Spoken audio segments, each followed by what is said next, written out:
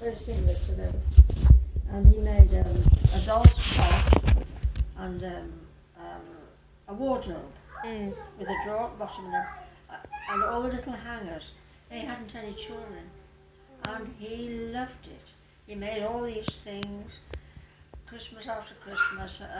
Even when we'd gone to live further up the road, he used, and the farmyard. He made a beautiful farmyard. It was a big farmhouse, but it was full of every animal you could think of. I mean, he'd even put some in from the jungle. See, they didn't have any children, and the man next door to them used to dress up as Father Christmas, and he used to come. We knew when he was coming, and he'd put his, they hadn't lit the fire, and they'd put, there's a little sort of shelf thing when the chimney's going up, there's a little place to put things, and he'd put all the presents there. And he came back and he was pulling them down one by one, and they're absolutely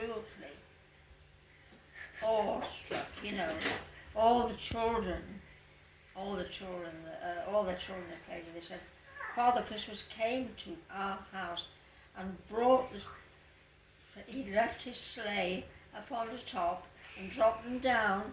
Of course they believed it. Yeah. And you could see that he was just going and bringing them all out.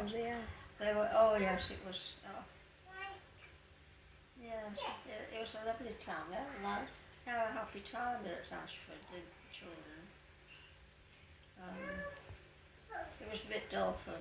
Well, there was an old inn which wasn't being used, and the owners said they would convert it into two self-contained flats. We went out with some friends, and so the Watsons were downstairs, we were upstairs, and the farm that next to it, we could sort of go through from downstairs to go straight into their farmhouse, and out to see all the animals and everything. It was very, very nice. We had a nice time there, but we had to come back in 1942. We were only there for 3 years because I needed to go to. I was moving up to another school. So we came out, so the war wasn't over by any means, but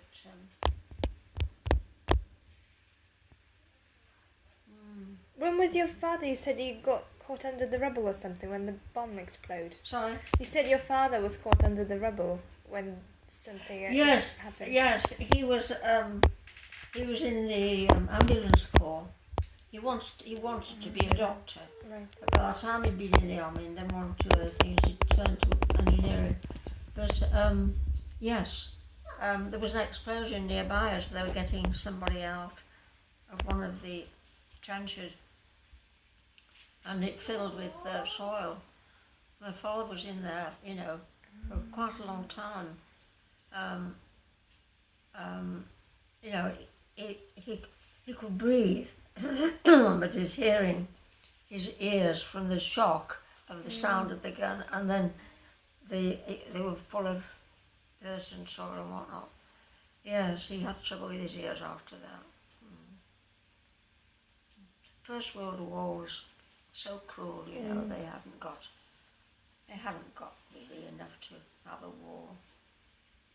People went, Joe's father, he went on horseback. If they got a horse, they could go on horseback. And my father didn't do that, although my grandfather had a farm first when I was young, and he had horses, but they were cart horses to take provisions around and that sort of thing. But Grandfather Stevenson, he got a horse and he went off to war with it, and so did his brother.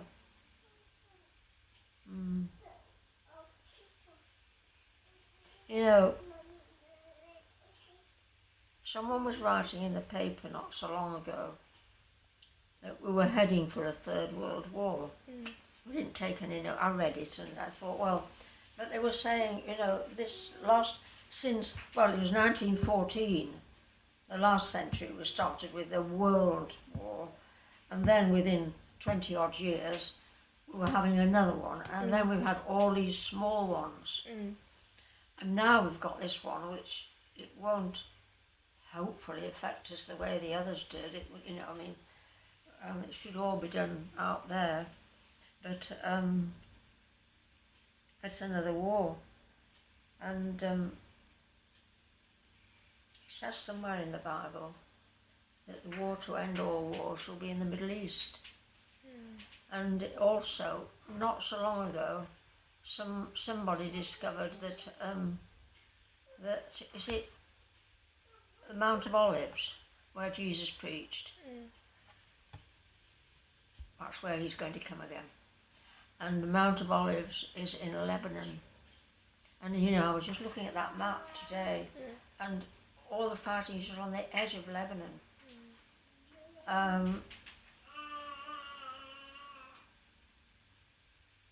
This war's it's going to be not very long, but it's going to be awful.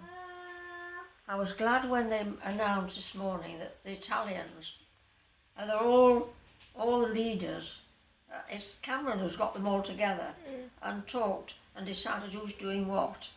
And the Italians don't want to have an air, war, but they will put troops on the ground. So they've got plenty of troops. So immediately I thought, as I've been saying, we're going to look after Lewis. You know, hopefully, if they're doing that, there'll be enough. Yeah, it's quite horrible. And the First World War was so awful. You know, my father was horrified when war was declared, because he got Betty and I, we were only small. And he was horrified. That's why he took it straight out. War was declared, I think, on the Friday, and on Sunday we went out to Ashford to stay with the sister of a neighbour of theirs. And yes, so he'd seen so much. You know, is what happens when they're in war. But anyway, you've got to defend yourself. We've got to do something. So.